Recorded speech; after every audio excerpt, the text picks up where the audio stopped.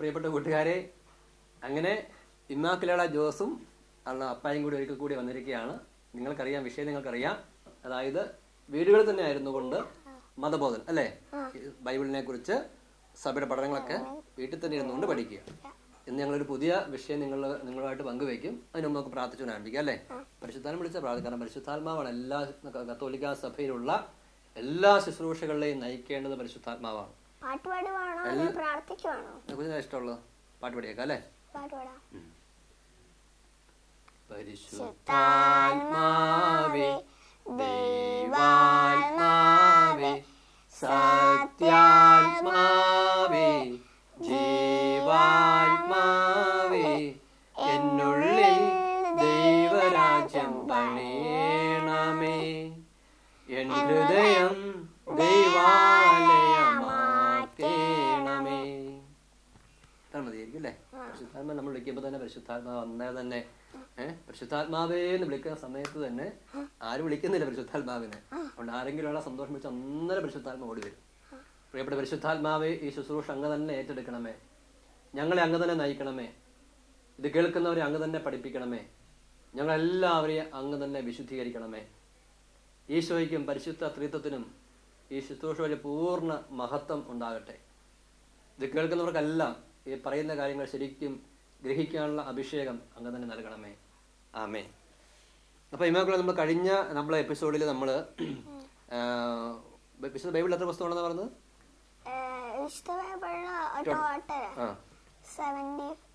73. അതിൽ ഫസ്റ്റ് പുസ്തകം ഏതായിരുന്നു? ഉൽപ്പത്തി പുസ്തകം. അപ്പോൾ നമ്മൾ കഴിഞ്ഞ എപ്പിസോഡിൽ നമ്മൾ പറഞ്ഞു ഉൽപ്പത്തി പുസ്തകം 1, 2, 3. അതായത് ദൈവം മനുഷ്യനെ സൃഷ്ടിച്ചതിനെ കുറിച്ച്, സൃഷ്ടിച്ച മനുഷ്യന് ദൈവം ഒരു കൽപ്പന നൽകിയതിനെ കുറിച്ച്, മനുഷ്യൻ സാത്താന്റെ വാക്ക് കേട്ട് ആ കൽപ്പന ലംഘിച്ചതിനെ കുറിച്ച്, അങ്ങനെ പാപത്തിലേക്ക് പോയ ആ മനുഷ്യൻ രക്ഷിക്കാൻ വേണ്ടി ദൈവം എന്ത് ചെയ്തു? ഒരു രക്ഷകനെ അയച്ചു. ആരാ രക്ഷകൻ? അതോർക്കെ പറയണം. നമ്മുടെ ഈശോ, ലോകത്തിന്റെ മനുഷ്യവർഗത്തിന്റെ ഏകരക്ഷകനായ നസ്രത്തിലെ ഈശോ. അത് നമ്മൾ കഴിഞ്ഞ എപ്പിസോഡിൽ പറഞ്ഞത്. ഇപ്പൊ ഇന്ന് നമ്മൾ ആൾക്കാർക്ക് ഒത്തിരി നമുക്ക് എല്ലാവർക്കും ഉള്ള സംശയമാണത്. ആദഹുവായും ദൈവം സൃഷ്ടിച്ചു. അവിടെ ഒരു പാവം ചെയ്യുന്നെന്ന് പറഞ്ഞു. ഈ ആദഹുവായും പാവം ചെയ്യുന്ന ദൈവത്തിന് അറിയാമായിരുന്നോ? അറിയാമായിരുന്നു. ഭയങ്കര പ്രശ്നം. ആദഹുവായും പാവം ചെയ്യുന്ന അറിയാമായിരുന്നിട്ടും പിന്നെ എന്തിനാ ദൈവം ഇങ്ങനെ? ദൈവത്തിനെല്ലാം അറിയാമായിരുന്നു. ദൈവത്തെല്ലാം അറിയാം. പിന്നെ എന്തിനാ ദൈവം സൃഷ്ടിച്ചു? പിന്നെ സൃഷ്ടിക്കായിരുന്ന പോരായിരുന്നു? പാവം ചെയ്ത് ഇങ്ങനെ ദൈവത്തിന് പാവങ്ങളെല്ലാം നീങ്ങാനുള്ള ശക്തി. Very good. ദൈവത്തിന് പാവം ചെയ്യുന്നത് മാത്രമല്ല അറിയാമായിരുന്നത്, പാപം ചെയ്താൽ തന്നെ ഈ പാപത്തിലേക്ക് വീണ് പോകുന്ന മനുഷ്യനെ രക്ഷിക്കാനും കൂടി ദൈവത്തിന് അറിയാമായിരുന്ന പറഞ്ഞു. ഈ ഒരു കഥ പറഞ്ഞു കേട്ടിട്ടുണ്ട്. നമ്മൾ പറഞ്ഞപ്പോൾ എനിക്ക് തോന്നുന്നു, പിതാവും പുത്രനും പരിശുദ്ധാത്മാവും ഒരുമിച്ചിരിക്കുക. പിതാവ് പറഞ്ഞു, നമുക്ക് നമ്മുടെ ഛായയിലും സാദൃശ്യത്തിലും മനുഷ്യനെ സൃഷ്ടിക്കാം. പരിശുദ്ധാത്മ പറഞ്ഞു, അത് വേണോ? ഈ സൃഷ്ടിക്കാൻ പോകുന്ന മനുഷ്യൻ എന്തെങ്കിലും പ്രശ്നം ഉണ്ടാക്കുമോ എന്ന് ചോദിച്ചത്. ഉടനെ ഈശോ ചാടിയെടുത്ത് പറഞ്ഞു, പിതാവേ, ധൈര്യമായിട്ട് മനുഷ്യനെ സൃഷ്ടിച്ചു. അവരെന്തെങ്കിലും കുഴപ്പം കാണിച്ചു കഴിഞ്ഞാൽ ബാക്കി കാര്യം ഞാൻ നോക്കിക്കൊള്ളാം. അതാണ് ഈ കുറിച്ച് കിടക്കുന്നത്. അതായത് മനുഷ്യൻ പാപം ചെയ്താൽ പോലും ദൈവത്തിന്റെ പുത്രനായ ഈശോ മിശിഹായിൽ കൂടി ആ മനുഷ്യനെ രക്ഷിച്ചെടുക്കാനുള്ള ശക്തി തനിക്കുണ്ട് എന്ന് ആർക്കറിയാമായിരുന്നു? ദൈവത്തിന് അറിയാമായിരുന്നു. അങ്ങനെ ഒരു വചനം ബൈബിളിലുണ്ട്. എഫേസസ് ലേഖനം 1-ാം അധ്യായത്തിന്റെ 4-ാമത്തെ വചനം. അങ്ങനെ എഴുതിയിരിക്കുന്ന അറിയാമോ? തന്റെ മുൻപാകെ സ്നേഹത്തിൽ പരിശുദ്ധരും നിഷ്കളങ്കരുമായിരിക്കുവാൻ ലോകസ്ഥാപനത്തിന് മുമ്പ് തന്നെ അവിടുന്ന് നമ്മളെ യേശു ക്രിസ്തുവിൽ തിരഞ്ഞെടുത്തു. അതായത് ലോകമൊക്കെ എല്ലാം സൃഷ്ടിക്കുന്നതിന് മുമ്പ് തന്നെ എന്നാണ് പറയുന്നത് യേശു ക്രിസ്തുവിൽ. അതിന്റെ അർത്ഥം എന്താ? എല്ലാം സൃഷ്ടിക്കുന്നതിന് മുമ്പ് തന്നെ യേശു ക്രിസ്തു വഴിയുള്ള രക്ഷാകര പദ്ധതി ദൈവത്തിന്റെ മനസ്സിൽ ഉണ്ടായിരുന്നു. അതുകൊണ്ടാണ് അദ്ദേഹം സൃഷ്ടിച്ചത്. അപ്പോൾ ഒരു സ്ഥലത്തെ ഒരു അച്ഛൻ പ്രസംഗിക്കാൻ ചെന്നിട്ട് പള്ളിയിലെ. അപ്പോൾ അച്ഛൻ ഇങ്ങനെ പ്രസംഗിക്കുക ദൈവം മനുഷ്യ സൃഷ്ടിച്ചതിനെ കുറിച്ച്. ക്ലാസ് കഴിഞ്ഞ് ഇറങ്ങിയപ്പോഴത്തേനും ഒരു ചേട്ടൻ വന്ന് ചോദിച്ചു, അച്ഛ ഇപ്പം ചോദിച്ച പോലെ, എന്തിനാ അച്ഛ ഈ മനുഷ്യൻ പാവം ചെയ്യുന്ന അറിയാൻ പറ്റും മനുഷ്യനെ സൃഷ്ടിച്ചതെന്ന് ചോദിച്ചേ. അപ്പോൾ അച്ഛൻ തിരിച്ച് ആ ചേട്ടന് ചോദിച്ചു, ചേട്ടൻ്റെ മക്കൾ വല്ലതും ഉണ്ടെന്ന് ചോദിച്ചു. അപ്പോൾ ചേട്ടൻ പറഞ്ഞു, ഉണ്ട്, ഓൺലി 4. അപ്പോൾ അച്ഛൻ ചോദിച്ചു, എന്നാ പണിയാണ് എൻ്റെ ചേട്ടൻ കാണിച്ചത്? ചേട്ടനൊരു പാപിയായി പോയി, എന്തിനാ 4 മക്കളെ കൂടി സൃഷ്ടിച്ച് പാപിയാക്കിയെന്ന് ചോദിച്ചേ. അപ്പോൾ ആ ചേട്ടൻ പറയുവാണേ, ഓ അതച്ഛാ, അത് ഞാനും എൻ്റെ ഭാര്യയും തമ്മിൽ ഭയങ്കര സ്നേഹത്തിൽ നിന്നുണ്ടായെന്ന് പറഞ്ഞേ. അപ്പോൾ ഉണ്ടല്ലോ, അപ്പോൾ ഉടനെ പിന്നെ അച്ഛൻ പറഞ്ഞേ, അതെൻ്റെ ചേട്ടാ, പിതാവും പുത്രനും പരിശുദ്ധാത്മാവും കൂടി സ്നേഹിച്ചു കഴിഞ്ഞപ്പോൾ ഉണ്ടായപ്പോയത് മനുഷ്യൻ എന്ന് പറഞ്ഞു. അപ്പം ദൈവത്തിന്റെ സ്നേഹത്തിൽ നിന്നാണ് മനുഷ്യൻ സൃഷ്ടിക്കപ്പെട്ടത്. ദൈവത്തിന് ഭയങ്കര സ്നേഹം. ഇപ്പോൾ ഉദാഹരണത്തിന് ഇമ്മുക്കുട്ടി എന്നെ മോളാ. എനിക്ക് ഇമ്മുക്കുട്ടിയോട് ഒത്തിരി സ്നേഹം ഉള്ളതുകൊണ്ട് ഇമ്മുക്കുട്ടി എന്നോട് എന്നെ എന്തെങ്കിലും വേദനിപ്പിച്ചാലും ഞാൻ അത് സഹിക്കും. കാരണം എനിക്ക് സ്നേഹമുള്ളതുകൊണ്ട്. എന്ന് പറഞ്ഞതുപോലെ ദൈവ സ്നേഹമായിരിക്കുന്നത് കൊണ്ട് മനുഷ്യൻ പാപം ചെയ്ത് ദ്രോഹിച്ചാലും ആ ദ്രോഹം സഹിക്കാനുള്ള ശക്തി തനിക്കുണ്ടെന്നും അവരെ രക്ഷിക്കാൻ തനിക്ക് പറ്റുമെന്നുള്ളതും ആർക്കറിയാമായിരുന്നു? വേറെ വലിയ ഗുണങ്ങളുണ്ടോ അറിയാവോ? അത് സൈന്യ അഗസ്തീൻ പണ്ട് പറഞ്ഞതാ. മനുഷ്യൻ പാപം ചെയ്തില്ലായിരുന്നെങ്കിൽ ആര് വരികയില്ലായിരുന്നു? അതുകൊണ്ട് 5-ാം നൂറ്റാണ്ടിൽ മിസ്റ്റർ അഗസ്റ്റിൻസ് പറഞ്ഞതറിയാമോ? ഓ പുണ്യപ്പെട്ട പാപമേ, രക്ഷകരെ ലോകത്തിലേക്ക് കൊണ്ടുവന്ന പാപമേ എന്ന് പറഞ്ഞു കഴിഞ്ഞാൽ ഈ പാപം ചെയ്തത് പോലും ഗുണമായി പോയി. എന്നാ കാര്യം? നമ്മുടെ ഈശോയെ നമുക്ക് ലഭിച്ചു. അങ്ങനെ വചനം ബൈബിളിലുണ്ട്. എന്നാ അറിയാമോ? റോമാലേഖനം 8:28 പറയുന്നത്, തന്നെ സ്നേഹിക്കുന്നവർക്ക്, തൻ്റെ പദ്ധതി അനുസരിച്ച് വിളിക്കപ്പെട്ടവർക്ക് ദൈവം എല്ലാം നന്മയ്ക്കായി പരിണമിപ്പിക്കുന്നു എന്ന് പറഞ്ഞു കഴിഞ്ഞാൽ മോശപ്പെട്ട കാര്യങ്ങൾ പോലും ദൈവത്തിന് നന്മയാക്കാൻ വേണ്ടി അറിയാം. ഒരു വിശുദ്ധനുണ്ട് സഭയിലെ, പേര് വിശുദ്ധ തോമസ് അക്വിനാസ്. കേട്ടിട്ടില്ലേ? ഓക്കെ, വലിയ പണ്ഡിതനാണ്. അപ്പോൾ തോമസ് അക്വിനാസ് പറയുന്നത്, ദൈവം എന്തെങ്കിലും ഒരു തിന്മ അനുവദിക്കുന്നുണ്ടെങ്കിൽ അതിൻ്റെ അർത്ഥം ആ തിന്മയിൽ നിന്ന് അതിനേക്കാൾ വലിയ നന്മ ഉണ്ടാക്കാൻ എനിക്ക് ശക്തിയുള്ളത് കൊണ്ടാണ്. ചുരുക്കം പറഞ്ഞു കഴിഞ്ഞാൽ എന്താണ്? ലോകത്തിൽ പാപം ഉണ്ടാകുമെന്ന് ദൈവത്തെ അറിയാമായിരുന്നെങ്കിലും യേശുക്രിസ്തു വഴി വലിയ നന്മകൾ കൊണ്ടുവരാൻ സാധിക്കുമെന്ന് അറിയാമുള്ളത് കൊണ്ടാണ് ദൈവം മനുഷ്യനെ സൃഷ്ടിച്ചത്. ഇനി ആരാണ് ഈ ആരാണ് മനുഷ്യനെ കൊണ്ട് പാപം ചെയ്യിച്ചത്? സാത്താൻ. ഈ സാത്താൻ നേരത്തെ ആരായിരുന്നു? എത്ര മുഖ്യദൂതന്മാരുണ്ടായിരുന്നു? ആരൊക്കെയാണ്? ഏറ്റവും ക്യാപ്റ്റൻ ആരാണ് ഇവരുടെ? മിഖായേൽ. ഓക്കെ, അതിൽ ഒരാള് ആരാണ് പഠിച്ചു പോയത്? ലൂസിഫർ അല്ലേ? ലൂസിഫർ. അപ്പൊ എല്ലാ മുഖ്യദൂതന്മാരും കൂടെ ഒരു കൂട്ടം മാലാഖമാരുണ്ട്. അപ്പം ലൂസിഫർ അങ്ങനെയാ. അപ്പൊ ലൂസിഫർ ഇവിടുത്തെ ലൂസിഫർ ആ കൂടെയുള്ള പിന്നെ മാലാഖമാരെല്ലാം പിശാചുകളായിട്ട് മാറി. അവരെല്ലാം പാപങ്ങൾ ചെയ്തു. അവരെല്ലാം ഒറ്റ ഗ്രൂപ്പായിട്ടാ. എല്ലാം പിശാചുകളായിട്ട് മാറി. അപ്പൊ അതുകൊണ്ടാണ് അല്ല അങ്ങനെ ആയിപ്പോയി. ഇപ്പൊ നമ്മൾ പാവം ചെയ്യപ്പോ ഉദാഹരണത്തിന് നമുക്കറിയാം, ബൈബിളിൽ ഒരിക്കല് നമ്മുടെ പത്രോസ് ഈശോ പറഞ്ഞു, ഞാൻ കുരിശയെ മരിക്കാൻ പോവാന്ന് പറഞ്ഞു. എന്നാൽ പത്രോസ് പറഞ്ഞു, നിനക്ക് സംഭവിക്കാതിരിക്കട്ടെ എന്ന് പറഞ്ഞു. ഈശോ എന്താ പത്രോസിനെ വിളിച്ചേ? എന്ന് പറഞ്ഞു കഴിഞ്ഞാല് പത്രോസ് സാത്താനായിട്ട് മാറി അവിടെ? ഇല്ലല്ല. പക്ഷെ അയാളുടെ അതായത് സാത്താന്റെ വാക്കിനെ തന്നെ അറിയാമോ? ദൈവത്തിന്റെ ഇഷ്ടത്തിന് എതിര് നിൽക്കുന്നവൻ. അപ്പൊ ആരൊക്കെ ദൈവത്തിന്റെ ഇഷ്ടത്തിന് എതിര് നിൽക്കുന്നുണ്ടോ അവരൊക്കെ ദൈവത്തിൽ അകന്നു പോകും. നമ്മളാണെങ്കിലും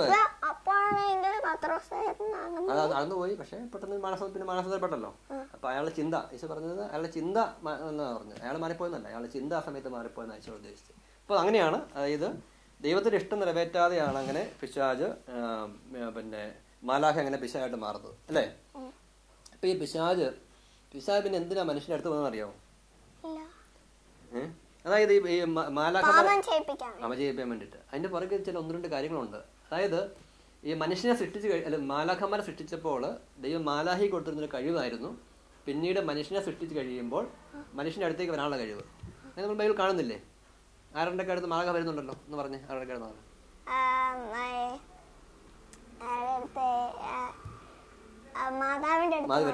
മാലാഖ വരുന്നുണ്ട്. മാലാഖ വരുന്നുണ്ട്. അപ്പൊ നമ്മൾ കാണുന്നുണ്ട് ബൈബിളിൽ ഈശോ ശക്തിപ്പെടുത്താൻ വേണ്ടി മാലാഖ വരുന്നു. അതായത് മനുഷ്യനെ സൃഷ്ടിച്ചു കഴിയുമ്പോൾ മനുഷ്യനെ സൃഷ്ടിക്കുന്ന സമയത്ത് മനുഷ്യനെ സഹായിക്കാൻ വേണ്ടി മനുഷ്യന്റെ അടുത്തേക്ക് വരാനുള്ളൊരു കഴിവ് മാലാഖമാർക്കുണ്ടായിരുന്നു. ഈ കഴിവ് ആർക്കും ഉണ്ടായിരുന്നു? ലൂസിഫറിനും ഉണ്ടായിരുന്നു. ലൂസിഫറും മറ്റു മാലാഖമാർക്കും ഉണ്ടായിരുന്നു. എന്ത് കൊടുത്ത കഴിവാ അത്? പിന്നീട് മനുഷ്യനെ സൃഷ്ടിച്ചു കഴിഞ്ഞപ്പോൾ മനുഷ്യനെ സഹായിക്കാൻ വേണ്ടിയായിരുന്നു. പക്ഷെ ലൂസിഫർ ഈ കഴിവ് തെറ്റായിട്ട് ഉപയോഗിച്ചു. അതായത് മനുഷ്യന്റെ അടുത്തേക്കുള്ള പുള്ളിക്ക് അറിയാമല്ലോ, ആ ഒരു കഴിവ് കൊണ്ട് മനുഷ്യന്റെ അടുത്തേക്ക് വന്നു. പക്ഷെ വന്ന ഉദ്ദേശം എന്നായിരുന്നു? സഹായിക്കുകയല്ലായിരുന്നു, പിന്നെയോ നശിപ്പിക്കുന്ന. ഉദാഹരണത്തിന് പഴം പറിച്ചു കഴിഞ്ഞാൽ ദൈവത്തെ പോലെ ആകുമെന്ന് പറഞ്ഞു. പക്ഷെ എന്തിനെ പോലെയായി? നമ്മളെ വായിച്ചല്ലേ എന്ന് പറഞ്ഞു കഴിഞ്ഞാൽ ദൈവം ആ പഴം പറിച്ചു തന്നുകൊണ്ടല്ല, ദൈവത്തിന്റെ കൽപ്പന ലംഘിച്ചതുകൊണ്ട്. ഇപ്പം പറഞ്ഞിട്ടില്ലേ ദൈവത്തിന്റെ കൽപ്പന ലംഘിച്ചു? ഓക്കെ. അങ്ങനെ മനുഷ്യന്റെ അടുത്തേക്ക് വന്നുകൊണ്ട് മനുഷ്യനെ കൊണ്ട് എന്താണെന്നറിയാവോ? അപ്പൊ പിന്നെ ഈ പിശാചിന് ഏറ്റവും ദേഷ്യമുള്ള ആരോടായിരിക്കും? ഈശോ. ദൈവത്തോട് ദേഷ്യമുള്ളത്. കാരണം നരകത്തിലേക്ക് പോയല്ലോ. പക്ഷെ ദൈവത്തെ ഒന്നും ചെയ്യാൻ പറ്റത്തില്ല. ഈശോയ്ക്ക് ദ്രോഹം ചെയ്യാൻ ഭയങ്കര ആഗ്രഹമുണ്ട്. ആർക്ക്? പിശാചിന്. അല്ല ചെയ്യാൻ വേണ്ടി പറ്റുമോ? ഈശോ ഊതി കഴിഞ്ഞാൽ പിശാച് പറന്നു പോകും അല്ലേ? അത്രമാത്രം ശക്തി ഈശോയ്ക്കുണ്ട്. പക്ഷെ ഒന്നും ചെയ്യാൻ വേണ്ടി പറ്റത്തില്ല. അപ്പോൾ നമ്മൾ കാണുന്നില്ല പണ്ട് പിന്നെ അവൻ്റെ രണ്ടാഗ്രഹം, ഒന്ന് ദൈവത്തെ ദ്രോഹിക്കണം, രണ്ട് പറ്റുമെന്നുണ്ടെങ്കിൽ ദൈവത്തിൻ്റെ അടുത്ത് നിന്ന് ആരാധന മേടിക്കണം. ഓർക്കുന്നില്ല നമ്മൾ എന്താ പറയുന്നത്, നീ എന്നെ ആരാധിക്കുവാണെങ്കിൽ ഇതെല്ലാം എന്റേതാകും. എന്നുണ്ടാവും. അപ്പൊ ഈശോ പറഞ്ഞു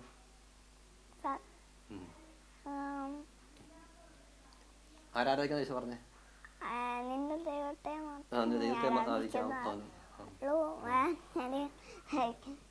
ഓടിച്ചു വിട്ടു എന്ന് പറഞ്ഞു കഴിഞ്ഞാല്. അപ്പൊ ഈ ആരാധന എങ്ങനെ, അല്ലാതെ മൂന്നാമത്തെ സ്ഥലത്തെയാണോ അപ്പൊ പറഞ്ഞേ? അവിടെ 3 പരീക്ഷയാണ്. അത് പിന്നെ നമുക്ക് വേറൊരു ക്ലാസ് നമുക്ക് പറയണം, അത് നമുക്ക് മറ്റൊരു എപ്പിസോഡിൽ പറയാതെ. അപ്പൊ അങ്ങനെ സാത്താൻ മനുഷ്യനെ ഇങ്ങനെ പിന്നെ അവനെ എന്ന് പറഞ്ഞു കഴിഞ്ഞാൽ ദൈവത്തെ നേരിട്ട് ദ്രോഹിക്കാൻ പറ്റത്തില്ല. അവരെങ്ങ് നോക്കിയിരിക്കുമ്പോൾ 2 പേരെ കാണുന്നു. ആരെയൊക്കെയാ? ആദ്യത്തെ ഹവയെ കണ്ടു കഴിഞ്ഞാൽ ആരെപ്പോലെ ഇരിക്കും? ദൈവത്തിന്റെ ഛായയും സാദൃശ്യം ഉള്ളത് കൊണ്ട് കണ്ടു കഴിഞ്ഞാൽ ദൈവത്തെ പോലെ ഇരിക്കും. ദൈവത്തിന്റെ മക്കളല്ലേ. അപ്പൊ സാത്താൻ തോന്നി ദൈവത്തിനോട് ഭയങ്കര, സാത്താൻ നോക്കിയപ്പോഴേ ഈ മനുഷ്യന്റെ മുഖത്തേക്ക് ദൈവം ഭയങ്കര സ്നേഹത്തോടെ നോക്കുന്നു. അപ്പൊ സാധാരണ ഒരു കാര്യം മനസ്സിലായി, ഈ ദൈവത്തിന് മനുഷ്യരോട് ഭയങ്കര സ്നേഹമാണ്. അപ്പൊ ഒരു കാര്യം ചെയ്യാം, ഈ മനുഷ്യനെ ദ്രോഹിച്ചു കഴിഞ്ഞാൽ, നശിപ്പിച്ചു കഴിഞ്ഞാൽ ആർക്ക് വിഷമം ഉണ്ടാകും? ദൈവത്തെ വിഷമം ഉണ്ടാകും. അപ്പൊ ദൈവത്തെ വിഷമിപ്പിക്കണ വഴി എന്നാ? അതുകൊണ്ട് ശരിക്കും നമ്മളതുകൊണ്ട് നമ്മളെ സാത്താൻ നശിപ്പിക്കുന്നതിന്റെ കാരണം, നമ്മളെ നശിപ്പിക്കുക എന്നൊരു കാരണം ഉള്ളതിനേക്കാൾ ഉപരി ആരെ വേദനിപ്പിക്കാൻ വേണ്ടിയാ? ദൈവത്തെ വേദനിപ്പിക്കാൻ വേണ്ടിയാ. അങ്ങനെ ദൈവത്തെ തോൽപ്പിക്കാൻ വേണ്ടിയും ദൈവത്തെ വേദനിപ്പിക്കാൻ വേണ്ടിയുമാണ് പിന്നെ പിശാച് ഈ മനുഷ്യന്റെ അടുത്തേക്ക് വന്നത് കേട്ടോ. അങ്ങനെ വന്നത് അങ്ങനെ കേട്ടോ. അങ്ങനെയാണ് സാത്താൻ വന്ന് മനുഷ്യനെ, ഓക്കെ, എല്ലാ കൊച്ചിനും മനസ്സിലാലോചിക്കണം അതേക്കുറിച്ച്. പിന്നെ നമുക്ക് അതേക്കുറിച്ച് ചിന്തിക്കാവേ. ഓക്കെ, അപ്പൊ അതായിരുന്നു എൻ്റെ വരവിന്റെ ഉദ്ദേശം. അപ്പൊ അതുകൊണ്ട് നമ്മളെപ്പോഴൊക്കെ നമ്മൾ സാത്താന്റെ പ്രലോഭനങ്ങൾക്ക് നമ്മൾ വിധേയരാകുന്നുണ്ടോ അപ്പോൾ നമ്മൾ ആരെ വേദനിപ്പിക്കുക? ദൈവത്തെ വേദനിപ്പിക്കുക. ആരെ സന്തോഷിപ്പിക്കുക? അത് ഭയങ്കരമായിട്ട് എൻ്റെ പ്രിയപ്പെട്ട കൂട്ടുകാരെ, ഇതൊരു വലിയ അല്ലേ, നമുക്ക് വലിയൊരു സന്ദേശമാണ് ഇതിൽ നിന്ന് ലഭിക്കുന്നത്. നമ്മളെപ്പോഴൊക്കെ നമ്മൾ പാപം ചെയ്യുന്നുണ്ടോ അപ്പോഴൊക്കെ നമ്മൾ ദൈവത്തെ വേദനിപ്പിക്കുന്നു, സാത്താനെ സന്തോഷിപ്പിക്കുന്നു. നമുക്കിന്ന് തീരുമാനമെടുക്കാം അല്ലേ. നമ്മൾ ഈ പരിശുദ്ധാത്മാ ശക്തിയോട് നമുക്ക് തീരുമാനമെടുക്കാം. ഈ എപ്പിസോഡ് കേട്ടുകൊണ്ടിരിക്കുമ്പോൾ എല്ലാവർക്കും ശക്തമായൊരു തീരുമാനം എടുക്കാനുള്ള ഒരു വലിയ കൃപ ലഭിക്കട്ടെ. നമ്മൾ കേട്ട കാര്യങ്ങളൊക്കെ നമുക്കറിയാം. ദൈവത്തിന്റെ വലിയ സ്നേഹം കൊണ്ട് നമ്മൾ സൃഷ്ടിക്കപ്പെട്ടു. ദൈവത്തിന്റെ ഛായയിലും സാധനം നമ്മൾ സൃഷ്ടിച്ചു. അങ്ങനെ വലിയ വലിയ പദ്ധതിക്ക് വേണ്ടി നമ്മൾ സൃഷ്ടിച്ചുവെങ്കിലും സാത്താൻ ഇതിൻ്റെ ഇടയ്ക്ക് വന്ന് ഇങ്ങനെ നമ്മളെ നശിപ്പിക്കാൻ ശ്രമിക്കുകയാണ്. നമ്മൾ പാപം ചെയ്യുമ്പോൾ നമ്മൾ ദൈവത്തെ വേദനിപ്പിക്കും, നമ്മൾ പുണ്യം ചെയ്യുമ്പോൾ ദൈവത്തെ നമ്മൾ സന്തോഷിപ്പിക്കും. അതുകൊണ്ട് പ്രിയപ്പെട്ട കൂട്ടുകാർ, നമുക്ക് പുണ്യം ചെയ്ത് വിശുദ്ധി ജീവിച്ച് നമ്മുടെ ദൈവത്തെ നമുക്ക് സ്നേഹിക്കാൻ ശ്രമിക്കാം, സന്തോഷിപ്പിക്കാൻ ശ്രമിക്കാം. പരിശുദ്ധാത്മാവ് അതിനെ നമ്മളെല്ലാവരെയും സഹായിക്കട്ടെ അല്ലേ. എന്തെങ്കിലും പറയാനുണ്ടോ കൂട്ടുകാരെ? എന്തെങ്കിലും പറയാനുണ്ടോ? കൂട്ടുകാരെ, ഞങ്ങൾക്ക് വേണ്ടി പ്രാർത്ഥിക്കണം. ഞങ്ങൾക്ക് വേണ്ടി പ്രാർത്ഥിക്കാം. ഞങ്ങൾക്ക് ജോപ്പനുണ്ട്, ജോപ്പനും പ്രാർത്ഥിക്കണം. അടുത്തൊരു എപ്പിസോഡ് ജോപ്പൻ വരും. ജോപ്പൻ ഇപ്പം വരാൻ അസൗകര്യം ഉണ്ടായിരുന്നു. അടുത്തൊരു എപ്പിസോഡ് ജോപ്പനും വരും അല്ലേ. ഓക്കെ കൂട്ടുകാരെ, ടാറ്റ. അടുത്തൊരു എപ്പിസോഡ് വീണ്ടും കാണാം. ഈശോ അനുഗ്രഹിക്കട്ടെ. ഹല്ലേലൂയ.